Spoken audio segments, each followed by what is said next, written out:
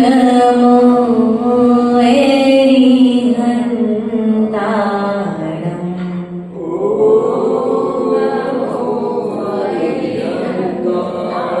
ॐ नमो सिद्धिसिद्धाणम्।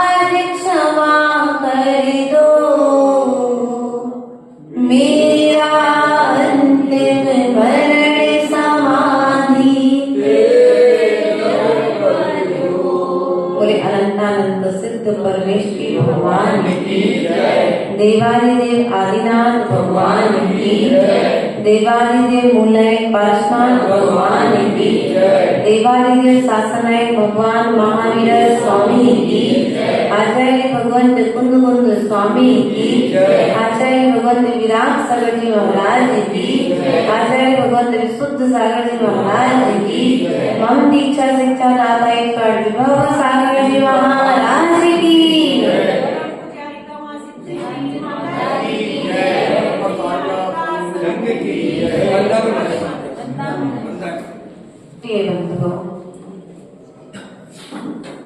हमें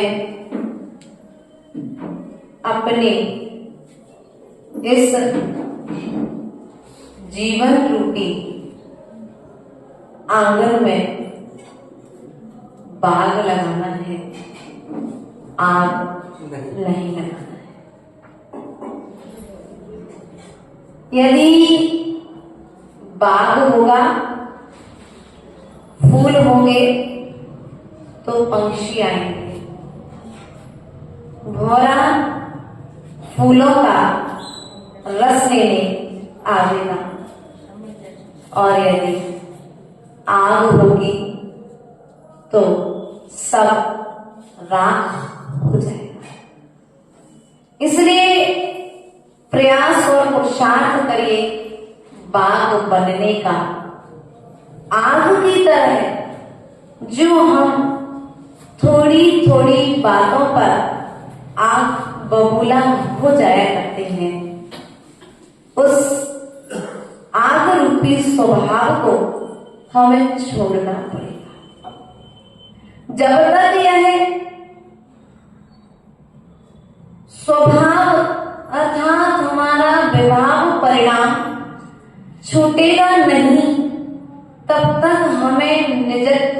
और जिनत्व की प्राप्ति नहीं होगी, क्योंकि जिन तो मिले हैं लेकिन निजत्व नहीं मिला। निज अर्थात मेरी आत्मा, मुझे मनुष्य पर्याय तो मिली, आत्मा शब्द को बताने वाली मां जिनवाड़ी तो मिली, लेकिन अनुभूति नहीं हो रही है।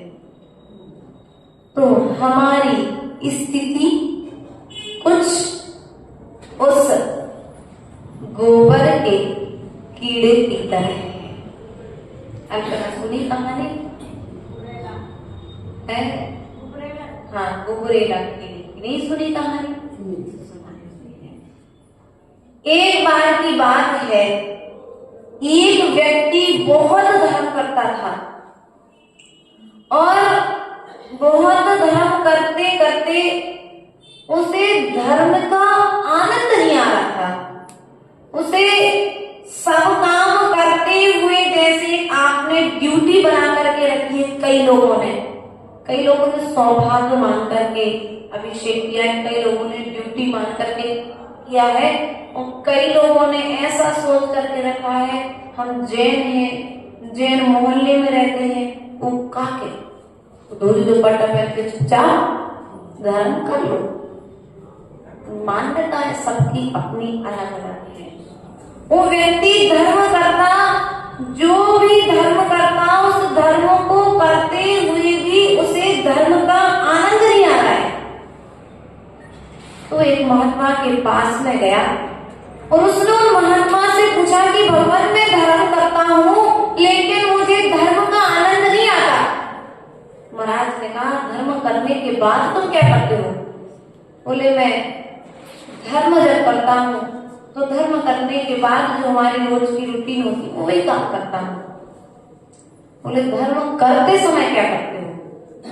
बोले जब धर्म करने बैठता हूँ थोड़े से परिवार की चिंता, कभी दुकान की चिंता आ जाती है। तो मुनिराज बोले तुम्हारी स्थिति उस गोबर के कीड़े की तरह है। उसने कहा गोबर के कीड़े की तरह है, आप कहना क्या चाहते हैं? तो बोले सुनो, एक समय की बात है, एक चींटी रास्ते से जा रही थी और उस गोबर के कीड़े को देखती है और कहती है भाई चलो आज मैं तुम्हें अपने घर पर दावत के लिए बुलाने आई हूं। तुम ये क्या गोबर खाकर के अपना जीवन व्यतीत करते हो? तुम मेरे साथ चलो, मैं बढ़िया तुम्हें पकवान खिलाऊंगी।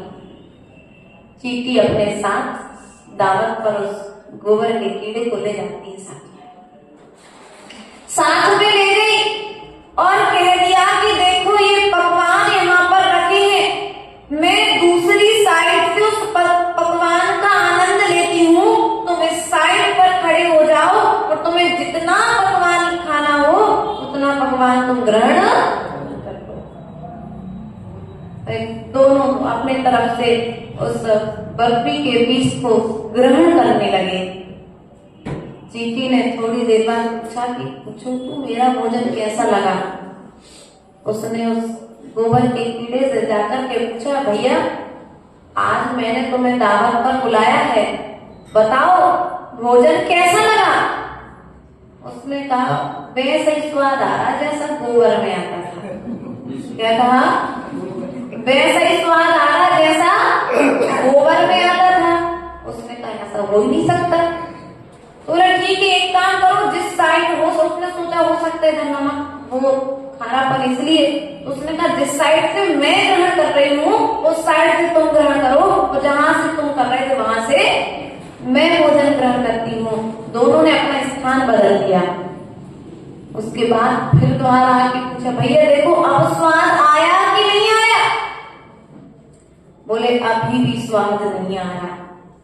चींटी समझ गई कुछ दाल में काला है। उसने कहा भैया मिठाई तो चारों तरफ से मीठी है, कहीं पर भी इसमें नमक का कण नहीं है, लेकिन फिर भी तुम्हें आनंद नहीं आ रहा है। इस उसका कारण क्या है? उसने सोचा कि कुछ ना कुछ मुख में गड़बड़। जैसे ही उसने उसका मुख खोला तो डांड के नीचे थोड़ा सा गोबर दबा था। क्या? गोबर दबा था। उसने कहा कि भैया, जब तुम ये गोबर अपने दाढ़ के नीचे दबाए हो, तुम कितना भी मीठा खाओगे, वो गोबर के साथ मिक्स होकर के तुम्हारे भीतर में जाएगा तो तुम्हें वो भी मिठास नहीं आएगी। अर्थात उसने उस गोबर की डल्ली को निकाल दिया। फिर कहा, अब तुम ग्रहण करो। बोले हाँ। अब आनंद, हमारे साथ भी कुछ ऐसी ही स्थिति है। राग द्वेष की डल्ली हम दबा करके आते हैं धर्म के क्षेत्र में। वो कहते हैं धर्म अच्छा नहीं है, धर्मात्मा अच्छा नहीं है, बल्कि बुरे कौन थे? मिठाई का दोष था कि उस कीड़े का दोष था? कीड़े ने सोचा कि जा तो रहे हैं चींटी के साथ, यदि अच्छा भोजन नहीं मिला तो कम से कम भूखा तो नहीं रहना पड़ेगा। तो थोड़ा सा गोबर अपने डांड में दबा दिया। ऐसे ही कुछ व्यक्ति होते हैं जिन्हें धर्म करते हुए भी धर्म के फल नहीं मिलते हैं, धर्म करते हुए भी धर्म का आनंद नहीं आता है। इसलिए ध्यान रखना है, धर्म करते हुए हमें विभाग को त्यागना पड़ेगा। माता जी, हम क्षमा मांग लेते हैं, क्षमा तो मांगो, लेकिन क्रोध करने का त्याग नहीं करना है। जब तक क्रोध करने का त्याग नहीं करोगे तब तक क्षमा मांगना भी कार्यकारी। क्षमा भी मांगो लेकिन क्रोध भी मत करो। क्रोध पर कंट्रोल करना हमें अति आवश्यक है, क्योंकि जब तक क्रोध पर कंट्रोल नहीं होगा तब तक तुम्हारी गाड़ी खतरे में है। एक से रिश्ता बनेगा, दूसरे रिश्ता मिटेगा, दूसरे से बनेगा, तीसरे से मिटेगा। ऐसा क्रमबद्ध तरीके से जीवन में चलता है। बल्कि हमें इस पद्धति को रोकना है, इस परंपरा को रोकना है, क्रोध का त्याग करके। प्रयास और पुरुषार्थ करिए। जब जिनालय में परिवार के बीच में जाकर के बैठे तो निश्चल होकर के कार्य करने का पुरुषार्थ। यदि निश्चल नहीं होंगे तो आपको आपके किए हुए कार्य का फल मिलने वाला नहीं। भैया दीपक, आप बहुत व्यस्त रहते हैं, लेकिन उसके बाद में भी आप धर्म करने आ गए। उदाहरण से समझ, अल्पनाथ का मंदिर जाना चाहिए, मंदिर आ गए। किराने की दुकान थी, अब किराने की दुकान थी, अल्पना ने कहा है, एक बार कहा, 2 बार कहा, 3 बार कहा, अल्पना को गुस्सा है, आज मैं भोजन नहीं करूंगी तो मंदिर नहीं जाऊंगी। यहाँ तक स्थिति घर में। अब अल्पना घर में भोजन नहीं करेगी। इस डर से दीपक भैया मंदिर तो आ गए। अब मंदिर तो आ गए, लेकिन मंदिर में आकर के उन्होंने क्या किया? अब अल्पना का उद्देश्य था कि मंदिर जाना, भगवान को देखना, भगवान की विनय करना और भगवान को श्रद्धा पूर्वक नमस्कार करके अपने अवगुणों का त्याग, अर्थात कुछ थोड़ी सी सद्बुद्धि लेके अदा। लेकिन बूढ़ा ऐसा होशियार तो भगवान को बुद्धि देने चले। हमारे राकेश दादाजी बैठे थे, हमारे दीपक भैया आए, बढ़िया भगवान के दर्शन किए और दर्शन करके कायस्वर शरीर का किया, चले गए। राकेश भैया ने सोचा ये बात क्या है, पहले तो आता नहीं था, अब आने लगा, बहुत अच्छी बात है, लेकिन बहुत अच्छे से नमस्कार करता है, लेकिन वही रमोकार मंत्र की माला मैं करता हूँ तो 15 मिनट लगते हैं और दीपक करता है तो 5 मिनट में हो जाती है। ऐसा क्रम हमारे राकेश भाई ने, हम कहते हैं ना, कोई व्यक्ति को अपन एकदम एब्जॉर्व करें, उसको एकदम देखें तो फिर देखने का बर्बाद। अब दादा रोज इन पर नजर रखने लगे, दीपक कितनी देर में, वो मिला के खड़ी बैठते कि दीपक आएगा, कितने मिनट रुके हो, कितने मिनट में जाप करके घर चलेगा। अब 5-6 दिन हो गए, 8 दिन हो गए, 9वें दिन राकेश भैया ने सोचा अब तो हम पूछ के ही रहेंगे कि तुम ऐसी कौन सी माला करते हो जो 5 मिनट में हो जाती है, हमको 15 मिनट लगते हैं। क्योंकि ये भी चाहते हैं कि हमारी माला 15 मिनट की जगह 5 मिनट में हो, है ना। एक उदाहरण समझना। तो राकेश भैया को चैन नहीं पड़ी, फिर बाहर निकले। अब उनको सादे थे कि आज तो दीपक से पूछना ही है। तो राकेश भैया और दीपक भैया बाहर जैसे पहुंचे मंदिर से, तो राकेश भैया ने पूछा भैया एक काम, एक बार बताओगे? बोले बताओ का? बोले तो कौन से मंत्र की जाप करा? वही मंत्र की जाप हम करेंगे जिससे हमारे भी 10 मिनट बचने लगे। तो दीपक भैया ने कहा भैया को उसे कहीं नहीं, पहले तो हम आपको पता है कैसे हते मंदिर ही नहीं होते थे, और जैसे तैसे वो अल्पना की जबरदस्ती से मंदिर आ रहे हैं, लेकिन दुकान पे भीड़ बहुत रहती है, सब का सर्व नहीं करते, हम तो हिसाब लगा लेते कौन को कितना माल देना। क्या करते हैं? भगवान के सामने खड़े होकर के हिसाब लगा लेते उंगलियों पर कि यहाँ से जाके किसको कितना माल। ऐसे भी लोग मंदिर में आते हैं, मंदिर में बैठ के उनका भोजन बन जाता है पूरा। मंदिर में बैठे यहाँ चढ़ा रहे हैं अर्घ जय जय नाथ परम गुरु होए, और घरे का बना रहे हैं। माता जी कह रही घरे जाए सो हलवा पूरी होए। ऐसा नहीं भैया, विचार करना है।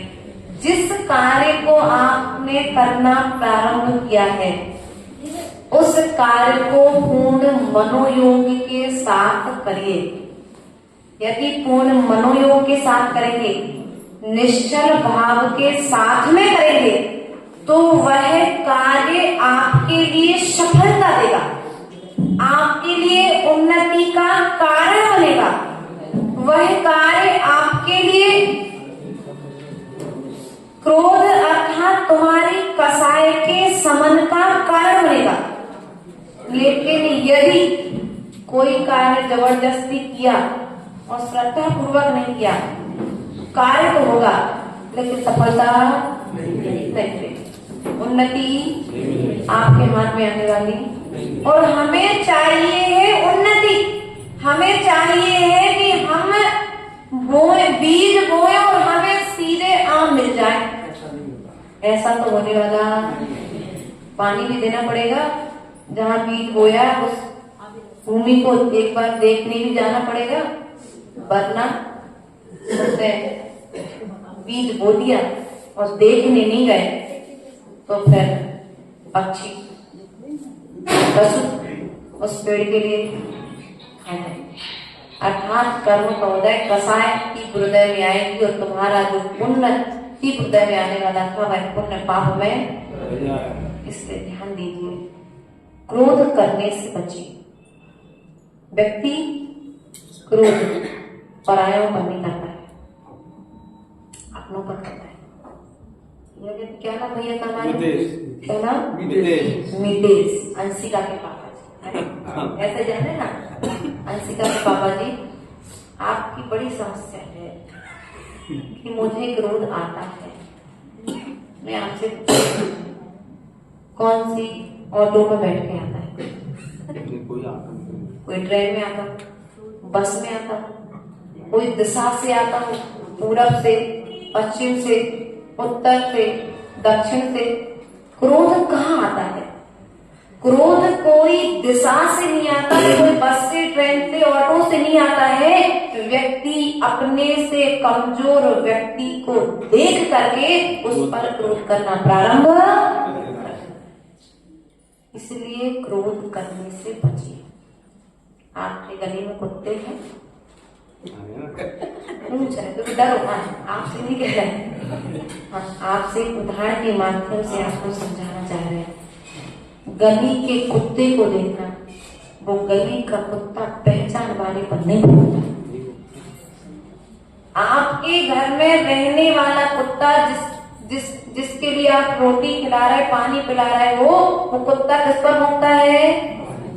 अनजान व्यक्ति को देख करके भौंकता है, और हमारी स्थिति कुछ ऐसी है कि हम अपने को देख करके तो भौंकते और दूसरे को देख करके मतलब आप समझ जाओ भाषा में पुचकार लेते हैं, प्यार देते हैं। इसलिए प्रयास करिए, अपनों को प्यार दीजिए। परायों का प्यार तो आकाश के फूल की तरह है।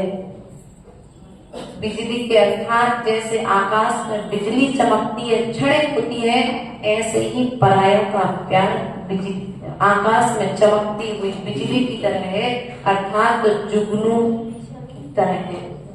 इसलिए जितना हो सके उस कुत्ते से भी शिक्षा लीजिए जो तुम्हारी गली में दिन रात घूम रहा है। वो जानता है कि ये भैया इसी गली में रहते हैं, और आप पास में आ जाओ तो प्यार से पूछ लाते आपके पास में, और नया कोई व्यक्ति आ जाए तो उसे गली में घुसने नहीं देगा। लेकिन हम क्या करते हैं, घर के शेर बाहर के बाहर टीका बन के घूमते, क्या हो तो डरपोक के क्षेत्र में किसका नाम आता है? गीदड़। बाहर में गीदड़ और अंदर में शेर। ऐसा नहीं करना है। अपनों की कद्र करना सीखिए, अपनों को महत्व दीजिए। तुम बाहर वाले को प्रभावित करना चाहते हो, एक बार तुम भीतर वाले को प्रभावित तो कीजिए, बाहर में तुम्हारी प्रभावना अपने आप होने लग जाएगी। बाहर वाला तुम्हारी प्रशंसा कर रहा है और भीतर वाला तुम्हारे स्वभाव के कारण रो रहा है, तो प्रभावना नहीं है। सच्ची प्रभावना तो वह है कि बाहर वाला भी तुमको देख करके खुश हो और भीतर वाला भी तुमको देख करके खुश हो। वरना क्रोध करने वाले व्यक्तियों की स्थिति घर में ये है कि जो क्रोध करते हैं, सो अगर घर में बच्चे पूछे पापा जी कहाँ है, मम्मी कहेगी आ जाए, क्या दिक्कत है, उन्हें आके करने का है, गुस्से तो करने का है, अच्छी नहीं है ना। और कई लोग इतने होते हैं कि इंतजार किया जाता है। जो प्यार से बोलते हैं, जो प्यार से बैठते हैं एक साथ, मिलनसार प्रकृति के होते हैं, उन व्यक्तियों का परिवार में इंतजार करते हैं, उनसे बात करने के लिए परिवार एक साथ रात के 12-12 बजे तक बैठ जाते हैं। लेकिन जो क्रोध करने वाले व्यक्ति होते हैं उनसे लोग दूर भागते हैं। आ जाएंगे तो गेट खोल दही, तो हम तो आराम से सो रहे हैं, ऐसा होता नहीं होता। इसलिए अपने नेचर को बदलिए। यदि तुम्हारा वर्तमान का नेचर बदल जाएगा, तुम्हारा फ्यूचर भी बदल जाएगा। नेचर सुधार कीजिए, फ्यूचर संभालना कीजिए। यदि नेचर में आज सुधार नहीं आया तो तुम्हारा फ्यूचर तुम्हारे खतरे में है। एक श्रावक सृष्टि हुए, जो हमारे पीयूष भैया की उम्र के लगभग रहे होंगे, अभी आप 65 साल के हैं, आपसे हाँ लगभग इतनी उम्र से उन्होंने व्रत आदि लेकर के अपना जीवन प्रारंभ किया। वे सावक श्रेष्ठी घर में रहते थे और घर में रह करके 23 घंटे अर्थात परिवार जनों से 24 घंटे का मौन रखते थे। कोई बहुत आवश्यक बात पड़ेगी, काम पड़ेगा तो 1 घंटे की छूट। 4 बहुएं, और ज्यादा बड़ा हो तो मैं एक नॉर्मल उदाहरण दे रही हूँ।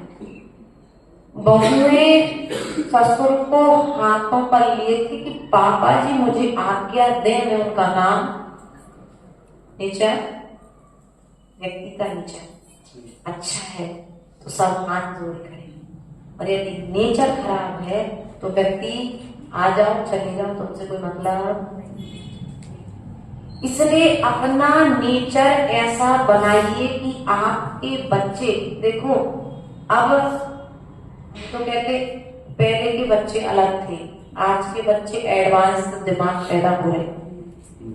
वे बचपन से जैसे खड़े होते हैं, उन्होंने इंग्लिश मीडियम स्कूल में डाला जाता है, वे समझते हैं कि हम ज्यादा पढ़े लिखे हैं, अंग्रेजी पढ़ ली हमने, हमारे बाप का सब मूर्ख है। क्या कहते हैं, अब आपके भी 80 का छोटी थोड़ी और बड़ी हो जाएंगी, थोड़ी पढ़ने लगेगी तो आपसे कहे पापा कुछ समझते नहीं, वो ये डायलॉग मारेंगे। अभी और बच्चे ना, अभी तो बोलती नहीं, अब बोलने लगेगी जब अच्छे से, है ना। ध्यान रखना आप लोग, आपके बच्चे पापा आप समझते नहीं हो। वो छोटा सा बच्चा जिसकी कोई दुकान नहीं है, कोई व्यापार नहीं, कोई नौकरी नहीं है, अभी किताब का बैग बस अरे सीट पर टका है, वो कहता है पापा मुझे टेंशन होता है। क्या कहता है भैया मनीष, तो 3 रत्नों के पिताश्री हो, क्या कहते हैं हमें पापा जी टेंशन होता है। बल्कि टेंशन शब्द में उस भैया कब सुना आपने? हमें तो नहीं लगता कि एक उम्र के बाद ही आपके बच्चे जब बड़े हुए तो थोड़ा बहुत विवाह वगैरह की चिंता हुई होगी, उसके पहले तक तो कोई टेंशन है। ध्यान रखना है अपन को अपने जीवन में कि देखो जिसका नियोग जहां पर है उसका नियोग वहां पर होगा, लेकिन क्रोध करके हम आपसी रिश्तों को ना बिगाड़ें। क्योंकि यदि एक बार रिश्ते में गिठान आ गई तो फिर दरार आ गई तो दरार पर सीमेंट तो लगा देंगे उस, लेकिन सीमेंट का दाग जीवन भर दिखता, दाग नहीं जाता। अगर घाव हो जाए तो घाव तो भर जाता, लेकिन दाग जीवन भर याद दिलाता है कि हमारा कभी एक्सीडेंट या हमें कोई मुंशी टीका लगता था बड़ा, तो आज भी सबके हाथ पे लगा हो दाग, आज तक वो दाग। इसलिए ऐसा कोई कार्य मत करिए जो दाग बनकर के जीवन भर आपके जीवन में आपके दगा देता है। लोग आप पर विश्वास करना बंद कर दे, ऐसा काम मत करिए।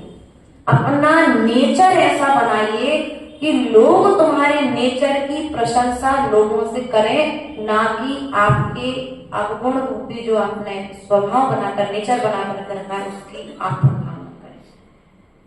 बदलना हमें स्वयं पड़ेगा, क्योंकि भगवान ने जो उपदेश तमोचरण में दिया है, पहले उन्होंने कहा निश्चय को निभाना है तो पहले व्यवहार को भी निभाना पड़ेगा। व्यवहार को निभाए बिना निश्चय की यात्रा होने वाली। आत्मा तक पहुंचने हमें भी पहुंचना है, तुम्हें भी पहुंचना है। सिद्धालय तुम्हें भी जाना हो, सिद्धालय हमें भी जाना है। भगवान तुम्हें भी बनना हो, भगवान हमें भी बनना है। लेकिन ध्यान रखना, भगवान बनने के पहले ये देख लेना भगवान बनने के लिए क्या करना चाहिए। डायरेक्ट भगवान नहीं बनोगे। भगवान ने क्या क्या त्याग किया है, उन कामों को करने का त्याग कर देना। क्रोध के क्षेत्र में अपन भगवान पारसनाथ स्वामी का नाम लेते हैं कि कपट ने कितना उपसर्ग किया, लेकिन पारसनाथ ने उनके ऊपर क्रोध और क्रोध नहीं किया, सो उन्होंने अपने गुणों को प्रकट कर दिया। इसलिए पुरुषार्थ करिए। व्यक्ति क्रोध करके अपने गुणों का घात करता है, अपनी बुद्धि को भ्रष्ट करता है। क्योंकि आज जो ज्ञान हमें मिला है, जो बुद्धि अच्छी है वो बुद्धि बिगड़ जाएगी। बिगड़ जाती कि नहीं बिगड़ जाती? जो ज्यादा टेंशन करते हैं, जो ज्यादा क्रोध करते हैं, वे व्यक्ति अंतिम समय में पतन को प्राप्त होते हैं। तब उनकी बुद्धि ऐसी भ्रष्ट होती है कि फिर रास्ते में घूमते हुए दिखते हैं, मंदिर सामने रहेगा लेकिन उन्हें ये भी ज्ञान नहीं रहेगा मंदिर है, अर्थात बुद्धि भ्रष्ट। इसलिए प्रयास और पुरुषार्थ करिए। अपनों पर क्रोध नहीं करना है। देखो जब अपनों पर नहीं करोगे तो दूसरों पर भी नहीं होगा। क्योंकि देखो भैया, बच्चा है घर में, ऑफिस में जाता है, थक जाता है, और यदि ऑफिस का जो मेन इंचार्जर है वो आकर के कह दे अभी आपको 4 घंटे और काम करना है, तो खुशी खुशी काम कर लेगा खुशी खुशी काम, क्योंकि पूरे जीवन का सवाल है। लेकिन वो थका हुआ बच्चा घर पर आएगा और घर पर आकर के माँ कहेगी बेटा थोड़ी देर मेरा माँ, तो क्रोध करेगा कि नहीं करेगा? आपको मन से नहीं लगता मैं इतना मेहनत करके आया हूँ, इतनी उसके बाद में आप मुझे काम, थोड़ा उसको शब्दों को सुधार कर लीजिए। कहना है थोड़ा प्यार से कह दो, बड़े हो या छोटे, आप दुकान पर काम करके आए हो या घर में काम करके बैठे हैं, है कि नहीं? दोनों अपने अपने क्षेत्र में बाजीगर हैं, दोनों अपने अपने क्षेत्र में अपने अपने क्षेत्र को संभालने का प्रयास कर रहे हैं। कोई किसी से कम नहीं है, लेकिन हमारे रिश्ते हमारे क्रोध के आवेश में आकर के टूट जाते हैं। देखो, एक समय की बात है, एक बच्चे ने स्कूल में चोरी की। क्या किया? स्कूल में उसने चोरी की।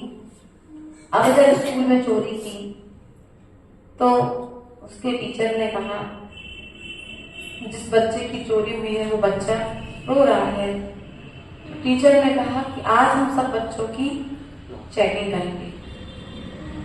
स्कूल के सब खिड़की दरवाजे सब बंद कर दिए गए। जिस रूम में सब बच्चे थे उनको बच्चों को एक जगह एकत्रित किया गया और सब बच्चों से कहा गया कि मैं सबकी चेकिंग तो करूंगा, लेकिन सब बच्चे अपनी अपनी आंखों पर पट्टी बांध लो, जिससे किसी को मालूम ना पड़े कि चोर कौन था। चोरी के बाद चेकिंग हुई। चेकिंग होने के बाद में वो किसी बच्चे के पास में जो सामान चोरी हुआ था, एक पेन ले गए या अपन कुछ सामग्री, एक कुछ भी समझ लें, वो पेन उस बच्चे के पास मिल गया। अब पेन बच्चे के पास में मिल गया तो टीचर ने जिस बच्चे का गुमा था सबकी आंखों की पट्टियां खुलवाई, वो पेन उस बच्चे को वापस दे दिया। टीचर ने पहले ही कह दिया था कि पेन जिसके पास में मिलेगा मैं उसका नाम नहीं बताऊंगा। अब वो पेन जब चेकिंग हुई तो शुरू के कुछ बच्चों के पास में मिल गया। टीचर ने विचार किया, यदि मैं आगे के बच्चों में जब पेन मिल गया है तो पीछे वालों की चेकिंग करने की जरूरत नहीं है। लेकिन टीचर ने ऐसा नहीं किया, उसने पूरे बच्चों की चेकिंग की, जिससे पीछे वाले बच्चों को ये ना लगे कि आगे वाले बच्चे चोर हैं। ऐसा विचार करके टीचर ने बहुत गंभीरता के साथ में बच्चों की चेकिंग की और बुलाने वाले को जिसका गुमान उसको पेन दे दिया। लेकिन जिसने पेन चुराया था वो बच्चा भीतर भीतर शर्मिंदगी को प्राप्त हुआ। अब उसके मन में ये बात बैठ गई कि मेरी चोरी मेरे गुरु को तो पता है, लेकिन मेरे गुरु अब कल स्कूल लगेगा, 1000 बच्चे उस ग्राउंड में प्रार्थना करने के लिए खड़े होंगे, मेरा नाम ना ले। वो बच्चा उस ग्राउंड में खड़ा, लेकिन जो सबसे आगे की पंक्ति में खड़ा होता था वो सबसे पीछे जाकर के खड़ा हो गया, शर्मिंदगी के कारण कि अगर मैं सामने दिखूंगा तो टीचर मेरा नाम ले लेगी। क्रोध से बचने का उपाय, ऐसा करते करते पूरा जीवन बीत गया। टीचर से रिटायर हो गए, बच्चा भी पढ़ लिख करके आगे बढ़ गया, लेकिन चोर का नाम सामने नहीं आया।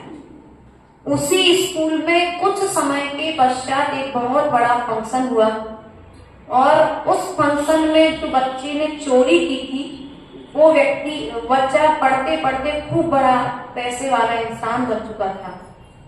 अब उस बच्चे के लिए उस स्कूल में अतिथि के रूप में बुलाया गया और जो टीचर वहां पर पढ़ाते थे, रिटायरमेंट को प्राप्त होती है, उन्हें भी उस स्कूल में बुलाया। अब वो स्टूडेंट और टीचर दोनों आजू बाजू बैठे हैं। वो बच्चा विचार करता है कि मैंने इसी स्कूल में चोरी की थी, मेरे टीचर ने मेरी गलती को छुपा लिया, लेकिन जैसे ही बाजू में देखता है कि वही टीचर, तो बेचारा तो मेरी अब ये यहाँ पर नहीं मेरा नाम ना ले ले।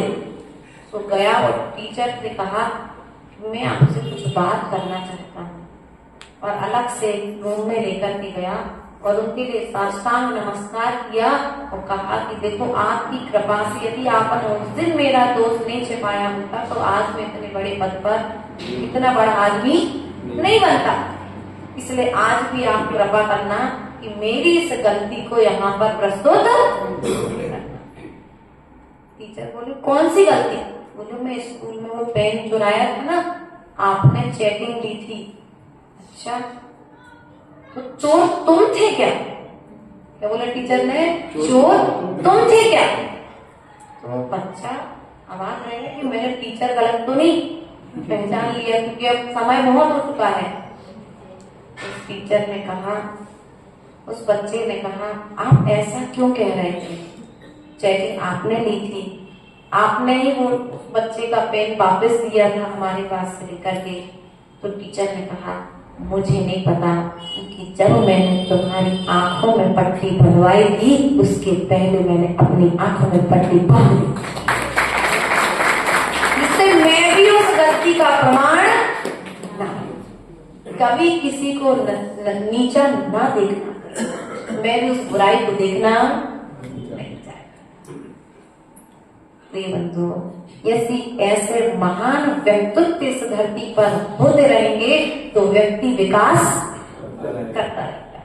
वरना आज ये है कि किसी की एक गलती दिख तो जाए, चार कैसे मिलानी है बातों को जाने।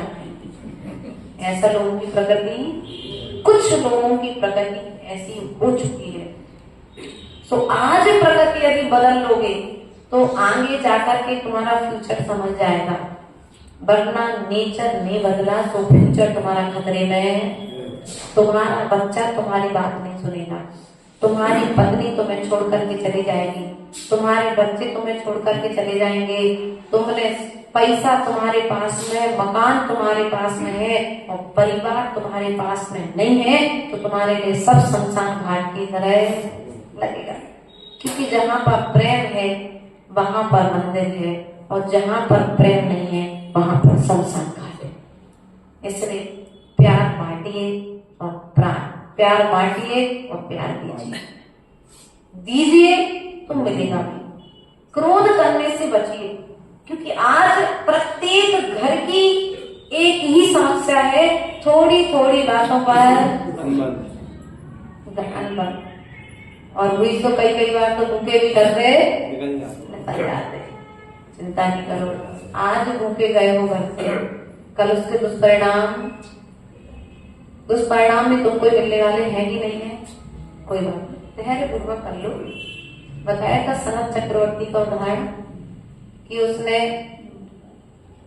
गरम खीर का थाल सोइए के ऊपर फेंक दिया, वो बेहतर बन करके आया, सो चक्रवर्ती मोक्ष जाता साधना करके सो नरक के दुख भोग रहा था। इसलिए पुरुषार्थ करिए, क्रोध करने से बचिए। रावण का अहंकार रावण को नरक लेकर के गया है। अहंकार का त्याग करिए। ऐसी कोई मांग मत करिए जिस मांग को पूरा करने में व्यक्ति अपने जीवन को जीना भूल जाए। जो हमारे पास है वो पर्याप्त है। क्या? एक सूत्र अपने जीवन में रख लीजिए, जो है वो पर्याप्त है, ज्यादा की इच्छा नहीं रखना। क्योंकि ज्यादा की इच्छा रखोगे तो अपने यहाँ कहा है, कृष्णा की खाई खूब भरी रिक्त रहेगी, कभी भरने वाली नहीं। इसलिए जो है उसमें संतुष्ट रहिए। ज्यादा बड़े की कामना मत करो, क्योंकि यदि ज्यादा बड़े की कामना करोगे तो पता नहीं अंतिम समय में जो तुम जिस धन के पीछे भाग रहे हो वो धन तुम्हारे काम में आएगा कि नहीं आएगा। कोरोना काल में अच्छा को बता दिया कि धन के लिए व्यक्तियों ने पानी की तरह बहाया, लेकिन फिर भी परिवार को नहीं बचा पाए। इसलिए धर्म जीवन में रहेगा तो परिवार तुम्हारे पास में रहेगा, और धर्म गया तो समझना तुम्हारा जीवन बर्बाद हो गया। इसलिए धर्म को महत्व दीजिए, धर्मात्मा को महत्व दीजिए। कभी धर्म की और धर्मात्मा की और अपने शास्त्रों की, देव शास्त्र गुरु की अभिनय नहीं करना। जितना हो सके विनय करेंगे, अभिनय तो जीवन काल में नहीं करेंगे। ये कुछ सूत्र हमने आपको दिए हैं। आगे भी जब आप आएंगे, योग बनेगा तो देते रहेंगे, क्योंकि हमारा तो एक उत्साह है भैया कि अपनी भी संभल जाए और तुम्हारी भी संभल जाए। दो जनों की संभली रहेगी तो धर्म का रथ आगे बढ़ता रहेगा। यदि धर्म का रथ कहीं डाउन पड़ेगा तो नुकसान हमारा होगा। हमारे अरहंत देव ने जो उपदेश दिया है उस उपदेश का नुकसान हो जाएगा। इसलिए प्रयास और पुरुषार्थ करिए अपने जीवन को फलीभूत बनाने के लिए। अपने चेहरे को चमकाने का प्रयास मात्र मत करिए, अपने चरित्र को भी ऊंचा बनाइए। क्योंकि चेहरे सुंदर हो और तुम्हारी चर्चा नगर में हो ये कोई जरूरी नहीं है, लेकिन यदि चारित्र तुम्हारा सुंदर है तो 3 लोक के जीव तुम्हारी चर्चा करें। इसलिए अपने चारित्र को उत्कृष्ट बनाइए, क्योंकि रामायण में राम के चेहरे की चर्चा नहीं है, राम के चारित्र की चर्चा है। ग्रंथों में महावीर के चेहरे की चर्चा नहीं है, उनके उत्कृष्ट चारित्र की चर्चा है। आज अपने चारित्र को हीन होने से बचाइए। आज बच्चे समस्या है कि हम अपने से बड़ा परिवार ढूंढने का प्रयास करते हैं पुत्री के लिए, लेकिन संस्कारवान परिवार नहीं ढूंढ पा रहे। पैसे वाला चाहिए है तो बच्ची फिर पैसे वाले भी कहते तो पैसे चाट दो, फिर भी छोड़ के फिर अपने व्यसनों में पैसा कमाने। अच्छा बड़ा आदमी बूढ़ा है तो वो दिन भर ऑफिस में रहेगा, तुम्हारी बच्ची दिन भर में एक कर्मचारी घर में है तो बढ़िया वो झाड़ू पोछा करेगा, तुम बढ़िया आराम से वो खाने दे देगी, तुम बढ़िया खा लेना। ये जिंदगी है तुम्हारी? नहीं। यहाँ का सबसे अच्छा प्लस पॉइंट भैया ये है कि सब व्यापारी वर्ग है, तो धर्म के लिए भी समय निकाल लेते हैं और परिवार के लिए भी समय निकाल लेते हैं। जब तुम्हें काम है तो अपनी दुकान की शटर बंद करिए मंदिर में, लेकिन नौकरी करोगे तो भैया आप आओगे का बंदे हो। तुम चाहते भी अगर घर में अभी कोई घटना हो जाए तो तुम्हें पहले 10 बार अपील, कई लोग समझते नहीं है क्योंकि तुम्हारी वास्तविक कंडीशन के लिए। इसलिए प्रयास कीजिए कि तुम्हारी बच्ची को किसी नौकर के घर में नहीं देना, जो भले छोटी सी दुकान का मालिक हो उसके यहाँ दोगे तो संस्कार सुरक्षित रहेंगे, वरना पैसे के चक्कर में सब कुछ। आज अपना समाज चारित्र से हीन दिख रहा है कहीं कहीं पर। ऐसे घर भी हो गए अब उन घरों में चौके नहीं लग सकते। कारण इसका समझते हैं आप तो गलती किसकी है? बच्चियां महावीर के वंश को छोड़ करके अंश अदर जा रही हैं। इसमें जिम्मेदार कौन? कहीं ना कहीं बड़े हैं तो कहीं ना कहीं छोटे। लेकिन हम बड़ों से कहना चाहेंगे इतना मत पढ़ाओ बच्चों को कि वे बच्चे तुम्हारे लिए कहीं का ना छोड़े। एक उम्र तो सरकार ने तय की है, उस उम्र के साथ में भैया बहन है घर में है बहन, हाँ बहन शादी भी हो गई होगी तो बहन की इच्छा भी तो क्या हमें बहुत पढ़ना है, तो बाबा जी ने कह दिया होगा या भैया हमें जिस तो पढ़ाने तो पढ़ा दो, बाकी अपने ससुराल में। हाँ ऐसे ही बोल देते पहले के लोग, मुझे सुना है। बुआ लोग जब घर पर थी तो ऐसे ही बड़े लोग बोल देते थे भैया हमें जिस तो पढ़ाने तो पढ़ा दो, आगे की पढ़ाई अपने ससुराल में करिए। अब आगे की पढ़ाई की जिम्मेदारी योग्य बनाओ, लेकिन नौका मत बनाओ। योग्यता हर क्षेत्र की होना चाहिए बच्चों में, लेकिन बच्चे योग्य तो बन रहे लेकिन दूसरे को नालायक समझ करके वे अपना जीवन बर्बाद कर रहे हैं। कहीं ना कहीं गलती बड़ों की भी है तो कहीं ना कहीं छोटों की भी है। इसलिए बड़े अपने कर्तव्य निर्वहन, जैसे हमारे पूर्व से परंपरा चली आई है कि हमने मंदिर में तो खूब दान दिया, हमने शास्त्रों में खूब दान दिया, धर्मशालाओं में खूब दान दिया, लेकिन ऐसा भी तो कर सकते हो कि जैन समाज की बच्ची यदि किसी गरीब परिवार की है, उसे गोद लेकर उसका जीवन संभाल सकते कि नहीं संभाल सकते। आखिर भैया कह रहे माता जी तेरे सीधे नहीं है, गरीब नहीं करूंगा। और उनसे कहो कि भैया अच्छा घर है कर लो, तो क्या कहेंगे राकेश भैया? सोच ली घर में खावे नहीं है, लेकिन फिर भी मरीज भैया समस्या है, ध्यान रखना। वे बच्चे भोगते हैं फिर जाकर के, इसलिए हमारी जो बच्चियां यहाँ पर विराजमान हैं, वे ऐसा नियम है, प्रत्येक माँ को अपने बच्चों को नियम देना। यहाँ तो है सब बच्चों के लगभग नियम, लेकिन फिर भी और भी जो बच्चे छोटे हैं उनको भी ये नियम देना चाहिए कि बेटा तुम्हें अपना जैन कुल छोड़ करके अन्य कुल में नहीं जाना है। बच्चे हो चाहे बच्चे, आज आप आहार दे पा रहे हो, कल विवाह के बाद फिर आहार नहीं दे पाओगे यदि इंटर शादी होगी तो। इसलिए अपनी संस्कृति की सुरक्षा करना है, अपनी समाज की सुरक्षा करनी है, तो हमें आपस में एक दूसरे का सहयोग करना है। ऐसा होता है मनीष भैया, आपकी बच्ची के लिए रिश्ता आया, अच्छा लड़का था, परिवार अच्छा था, लेकिन समाज में दान नहीं करता था, तो लोग चिढ़ते थे कि पैसा है लेकिन फिर भी दान। कोई व्यसन नहीं था उस बच्चे के भीतर में, लेकिन फिर भी समाज ने, आपने पूछा भैया कैसा परिवार है, उसने तुम्हें भड़का दिया है ना, अरे भैया तो कहाँ जा रहे तुम, जो देखो जो कितना अच्छा परिवार है, तो वो मंदिर में दान हो सकता है, दान ना देने का कोई दूसरा कारण भी तो हो सकता है, परिवार मैनेजमेंट आदि आदि व्यवस्थाएं व्यक्ति की हो सकती हैं। इसलिए प्रयास और पुरुषार्थ करिए कि अपनी बच्ची के लिए जो व्यापारी वर्ग है, उन व्यापारी वर्ग में ही विवाह करना है। नौकर बनाने के लिए, क्योंकि वो बच्ची जिंदगी जीती नहीं है जो नौकरी वाले के साथ में जाती है, क्योंकि कोई जिंदगी नहीं रहती। सुबह से शाम तक नौकरी करना, रात को थके हारे आए, इसको खाना पीना और सोना, सुबह उठे और फिर कई लोगों की जिंदगी नौकरी के चक्कर में बर्बाद।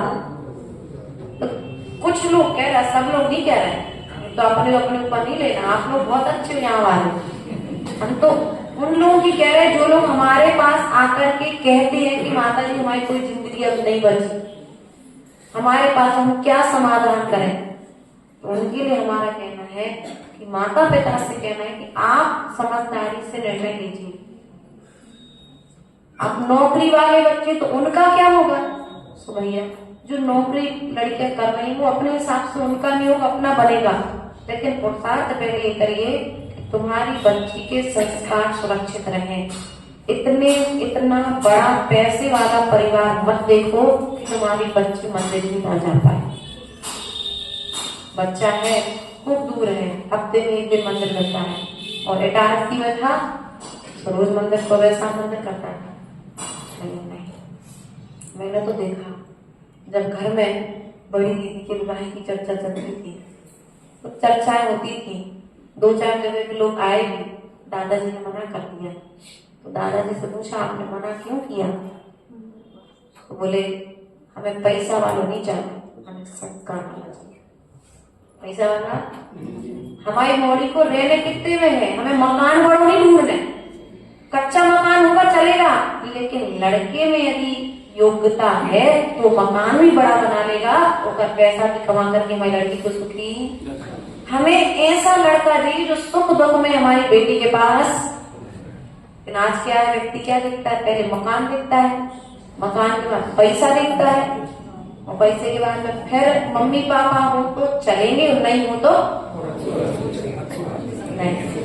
पहले देखते थे परिवार में कितने लोग हैं, 4-5 तो लोग भैया रिश्ते निभाने के लिए, नंद भी चाहिए, देवर भी चाहिए, जेठ भी चाहिए, बुआ जी भी चाहिए, सब्जी चाहिए, लेकिन आज कुछ भी नहीं चाहिए, बस मैं तुम बस, और कोई दूसरे की जरूरत ऐसा नहीं करो।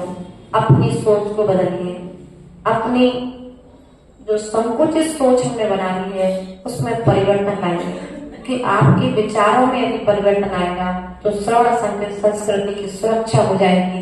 वरना एक दिन ऐसा आएगा, इटारसी में तो लोग आज अच्छे हैं, लेकिन कल ऐसा दिन आ जाएगा कि साधु जब तुम्हारे नगर में आएंगे तो लोगों को कहना पड़ेगा, माता जी हमारे घर में, हमारे समाज में ऐसा घर नहीं है शुद्ध है जिसमें हम चौका लगा सके, तो आपकी व्यवस्थित नहीं बना दें। ऐसे दिन भी आते हैं। समाज अच्छी है लेकिन बच्चों के विवाह है, भक्ति करती अच्छा सब है लेकिन चौक नहीं लगा पा रहा। ऐसे कई जगह है। चातुर्मास नहीं करा सकते। क्यों नहीं करा सकते? क्योंकि घर में बहू जोर भी करती है, इंटरकास्ट की भी आ गई, आदि आदि आप लोग समझिए, समझ जाइए। आज समझने का मौका है। आज समझ जाओगे तो ये संस्कृति बच जाएगी। वरना एक दिन ऐसा आएगा कि साधु तुम्हारे नगर से फिर का। इसलिए देखो, बागड़ की एक परंपरा बहुत अच्छी है, हर जगह प्रशंसा करते हैं। बांसवाड़ा क्षेत्र जो है वहां पर एक व्यवस्था है, नगर में बच्चे बच्चियों का विवाह करते हैं। अब उनके जो 69-70 गांव है लगभग, बोले हम इन गांव से बाहर अपनी बच्चियां नहीं देते। प्रयास यही करते हैं 95%, 5% में कोई चला जाएगा। हमने कहा ऐसा क्यों? बोले वो इसलिए कि हमने जिस बच्चे को बचपन से देखा वो उस पर विश्वास है। हमने जिसको बचपन से देखा नहीं, जाना नहीं, हमने उसको अपनी बच्ची दे दिया तो कल को नौबत दूसरी पर आ सकती है। इसलिए गांव के गांव में उधर 500 घर का समाज है तो 250 अगर लड़कियां वहीं की वहीं है तो ये इधर ससुराल है तो दूसरी गली में मायका है। तो रिश्ते आराम से लड़कियां कोई गलत काम नहीं कर पाती, वो लड़के भी गलत काम करने से डरती। इसलिए प्रयास और पुरुषार्थ के लिए कि अपनी ही पहचान में, अपने ही समाज की वृद्धि करने में आप सहयोग दीजिए, ना कि अपने को अपन को काटना है। नहीं तो वो स्थिति हो रही कि व्यक्ति अपने को काट रहा है और दूसरे को जोड़ने का पुरुषार्थ कर रहा है। तुमने अपने समाज की लड़की की नहीं होने दी तो दूसरे समाज में तो फिर वो जाके एक गांव में दूसरे गांव में जाके करेगा। इसलिए प्रयास और पुरुषार्थ करो, जो हमारे बड़े लोग मतलब हैं आप लोग, कि अपने गांव के ऐसा बच्चा ना रह जाए जिसको अदर कास्ट की लाना पड़े। यदि तुमसे बन सकता है तो उसका विवाह जेल के जेल में, त्याग नहीं है तो करवा दो। हमारा तो त्याग नहीं है, लेकिन जिनका त्याग नहीं हो रहा तो व्यवस्थित तरीके से व्यवस्थाएं संभालनी चाहिए, वरना श्रवण संस्कृति आगे खतरे में है। क्योंकि पंचम काल ज्यादा दूर नहीं है, छठवां काल ज्यादा दूर नहीं है। वो पंचम काल में छठवां काल जैसा नजारा देखने आपको मिल जाएगा। इसलिए आज समझ जाइए, इतने दिन रहते हुए आपके बीच में यदि हमारे द्वारा, संघ के द्वारा किसी भी तरह की कोई गलती हो गई हो, बोलने में अतिरिक्त बोल दिया हो, तो सब लोग हम लोग को क्षमा कर देना। आज ऐसा विचार क्या है, क्योंकि हुआ ऐसा काम दिखाना था। एक ने सोचा, वो पंकज वाली कहानी है, एक नगर में आए पंडित जी, तो उन्होंने सोचा कि 4 लोग आए आमंत्रण करने, तो उन्होंने सोचा कि 4 लोग आए, 4 लोग में से कोई एक ने एक तो पीयूष भैया ने सोचा राजेश भैया ले जाएंगे, राकेश भैया ने सोचा मनीष भैया ले जाएंगे, मनीष भैया ने सोचा कि दीपक भैया ले जाएंगे। तो 4 जने अपने घर में रहे, वो पंडित जी मंदिर में भूखे बैठे रहे। तो शाम को जब पीयूष भैया दर्शन करने आए तो पूछा, पंडित जी भोजन हो गए? बोले भैया को देर भी नहीं आओ। तो ऐसी स्थिति कल हुई कि हमको जाना था कान दिखवाने, तो सबने सोचा कि वे देख लेंगे, उन्होंने सोचा वे देख लेंगे, कोई आओ ही नहीं। इसलिए प्रयास और पुरुषार्थ आप सबने बहुत अच्छा किया, लेकिन ये है जितनी जिम्मेदारी के साथ आपने अभी संघ का बहुत अच्छे तरीके से ध्यान रखा, सेवाएं दी। आज अपन डॉक्टर से बात करने के पश्चात में फिर दोपहर में लगभग 1:30 या 2 बजे, यहाँ से कोई 10-12 किलोमीटर है ना लगभग अपना, तो 2 बजे हम यहाँ से निकल जाएंगे। 1:30 से 2 के बीच में तो प्रयास और पुरुषार्थ करना कि आप अपने कार्य करके रास्ते में जो भी चले सावधानी पूर्वक चले, वरना ना चले, क्योंकि हाईवे रोड है, तेज चलता है। इतने व्यवस्थित तरीके से चले कि कोई दुर्घटना ज्यादा है, नहीं चल पा रहे, पीछे पीछे दौड़ने की जरूरत नहीं है। आप बढ़िया आराम से गाड़ी में बैठिए, शाम को पहुंच करके वहां भैया भक्ति कर देना। लेकिन ज्यादा पीछे होकर के या आगे होकर के जाप करते हुए जो भी चलेंगे बिहार में, वो जाप करते हुए चले, मौन पूर्वक चले। नहीं तो ऐसा नहीं घर की समाज की बातों में लगा करके फिर बाद में लगे और पीछे से दुर्घटना, आगे से दुर्घटना। इसलिए सावधानी का आप सभी विशेष ध्यान रखेंगे। पुलिस को अपने एप्लीकेशन देकर के आप चर्चा कर लेना। आज दोपहर में बिहार होगा। हमारे मनीष भैया ने भी बहुत अच्छा पुरुषार्थ किया। वास्तविकता में अगर नई युवा पीढ़ी का कोई अध्यक्ष है तो वो बड़ों को भी संभाल लेगा और छोटों को भी संभाल लेगा। ऐसे विनयवान हमारे मनीष भैया, परिवार, समाज की सभी महिला वर्ग ने भी बहुत अच्छे से संघ की वैयक्ति की। आप लोगों ने हमारा बहुत उत्साह बढ़ाया। वरना एक समय ऐसा आया था उससे जब प्रवचन करना बंद करना है। इसी प्रकार से आपने, हमको आता तो कुछ भी नहीं है, लेकिन फिर भी थोड़ा बहुत ये सब भगवान पारसनाथ की कृपा की। इनके आंगन में बैठे तो हम यहाँ आगे मुख से बोलते थे, पीछे से ऊर्जा हमें देते जाते थे। ये कहीं कहीं क्षेत्र का भी प्रभाव रहता है। ये भगवान की कृपा दृष्टि थी कि हम कई बार तैयारी भी करके नहीं आते थे, लेकिन फिर भी प्रवचन कर देते थे। आपके जीवन विकास की कुछ बातें जो हमने आपको बताई हैं, उम्मीद है, विश्वास है कि आप उन पर ध्यान देंगे। जिस तरह से आपने हमारी सेवा की है, नगर में आने वाली प्रत्येक साधु की सेवा करना। क्या करना? देखो मनीष भैया, कोई प्रवचन नहीं भी कर पाए ना तो भी उनकी सेवा करना। प्रवचन नहीं करवाए और कहीं उनकी कोई व्यवस्था नहीं बने तो अपनी समाज में रोक लेना। क्योंकि देखो एक समय आया क्षमा सागर जी के जीवन का, इतने प्रवचन करते, इतने अच्छे प्रवचन करते थे क्षमा सागर जी कि हजारों लोग उनके आगे पीछे घूमते थे। लेकिन दूसरा समय हमने भी देखा, जब वे प्रवचन नहीं कर पाते थे ना तो लोग उनके पास में, ठीक है वो कुछ बातें ऐसी होती हैं जो बस हृदय तक रख जाती है। इसलिए विचार करना है कि हम व्यक्ति के व्यक्तित्व से प्रभावित हों। प्रवचन तो वक्ता तो कोई भी हो सकता है, लेकिन आचरण करता हर कोई नहीं हो सकता है। इसलिए हम आचरण के पुजारी बनने का प्रयास करेंगे। हम ज्ञानी, हमसे अच्छा ज्ञान हो सकता है सभा में बैठे किसी को भी होगा, लेकिन चारित्र हर किसी के पास नहीं हो सकता है। इसलिए जैन दर्शन में ज्ञान सम्यक दर्शन, सम्यक ज्ञान सहज चारित्र की पूजा है। ना तो अकेले दर्शन की पूजा है, ना अकेले ज्ञान की पूजा है, ना अकेले चारित्र की पूजा है। अर्थात अपने चारित्र को श्रेष्ठ बनाने के लिए वर्तमान पंचम काल में इस धरती पर विचरण करते हुए समस्त साधु परिषद जो भी है, 1600 साधु लगभग हैं इच्छी कमंडलधारी। और हमने तो लगभग अभी कितने देखे आप लोगों ने? लगभग 400-500। इसलिए प्रयास और पुरुषार्थ करना। जिनको हमने देखा नहीं है, कभी साधु से, अगर कोई नगर में साधु आ जाए तो कभी ये नहीं पूछना कौन से संघ के हो। एक व्यवस्था ठीक है, वो जयकारा लगाने के लिए, फ्लैग वगैरह बनाने के लिए, वो बात अलग है ना। कभी ये नहीं पूछना कौन से संघ के हो, कौन सी जाति के हो। हाँ ये भी होता है, कभी नहीं पूछना, क्योंकि साधु ने जिस दिन पिछी कमंडल ले लिया उस दिन से वह महावीर के कुल का हो गया। तो उसका पीछे का छूट गया।